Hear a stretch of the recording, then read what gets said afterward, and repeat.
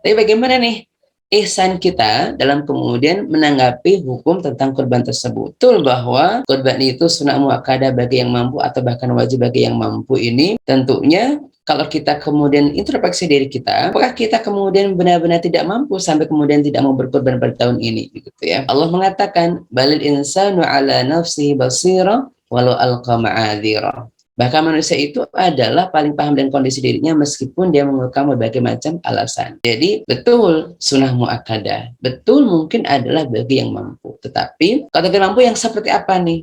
Apakah kita kemudian betul-betul tidak mampu ataukah sebenarnya mampu tapi pura-pura tidak mampu begitu. Makanya sebagai refleksinya bahwa orang yang punya harta mencapai nisab pada tahun ini, nisab zakat pastinya ya, sekitar 20 dinar begitu atau sekitar kalau diuangkan sekitar 70 jutaan begitu. Kalau sudah punya uang itu kemudian tidak berkorban sama sekali, meskipun sunnah muakkadah tapi sangat tercela. Orang yang kemudian punya harta lebih nisab kemudian ternyata dia tidak berkorban gitu ya. Para ulama juga mengatakan sunnah muakkadah bagi orang yang punya kecukupan harta sampai hari raya 10 dan hari tasyrik dan mau beli barang terbermat. Jadi begini, kalau ada orang punya harta yang bisa menghidupi dirinya sampai kemudian sampai tanggal 3-4 hari ke depan begitu ya, tanggal 10, 11, 12, 13 kalau punya uang dan uang itu bisa untuk kurban, ini disunahkan. Jadi kalau misalkan nih, misalkan ya, kita sekarang misalkan ada bulan depan nih, tanggal 10 itu ternyata masih punya tabungan sekitar 5 juta, 6 juta lah gitu, yang itu bisa untuk hidup 4 hari sudah cukup, tapi kemudian masih ada sisa nih untuk beli kurban. Maka ini sangat disunahkan, sangat dianjurkan. Bahkan dalam mazhab Imam Ahmad bin Hanbal dikatakan bahwasannya, kalaupun kemudian sampai kita kemudian memaksakan diri untuk berhutang, untuk berkurban, itu disenangi. Jadi kalau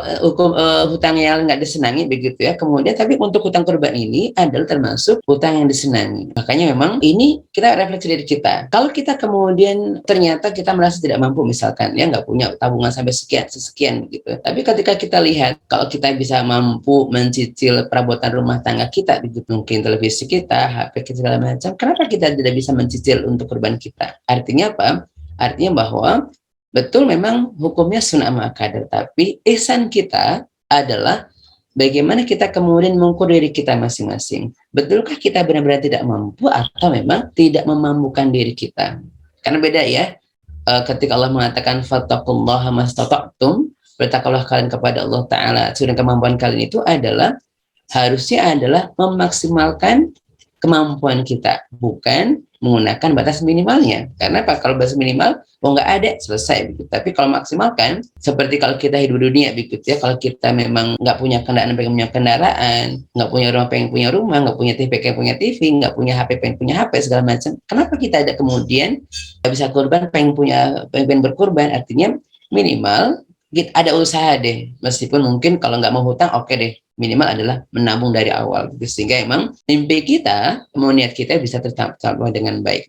Kemudian ini ada satu pendapat sebagian ulama ya, seperti Ibnu Taimiyah dan lain sebagainya, mengatakan bahwa kurban itu wajib nih lakukan seumur hidup sekali, tetapi jika mampu dan disunahkan untuk berkurban setiap tahunnya. Jadi kalau tadi berdasarkan hadis Nabi SAW yang mengatakan bahwa Nabi itu diam selama di Madinah selama tahun selalu berkurban, berarti ini adalah anjurannya. Jadi ini untuk membantah orang-orang yang kemudian berkurbannya hanya seumur hidup sekali. Habis itu nggak kurban lagi. Padahal Nabi, kalau kita mencontoh Nabi adalah Nabi sepanjang hidupnya tiap tahunnya selalu berkurban. Meskipun memang sunnah muakkadah, tapi sunnah muakkadah para ulama kita itu adalah memang karena ketawaduan mereka. Mereka itu tidak mewajibkan ketika memang tidak ada ancaman khusus, tidak ada, tapi memang sunnah muakkadah para ulama tersebut memang mereka sebisa mungkin mengerjakannya. Nah, kita juga sama. Ketika kita mengatakan sunnah muakkadah itu adalah berarti memang sunnah yang kemudian perlu kita galakkan tiap hari. Sebagaimana kalau kita duha itu adalah, kalau saat misalkan ya ada duha yang tiap hari kita lakukan. Kalau saat malam juga kita lakukan, berarti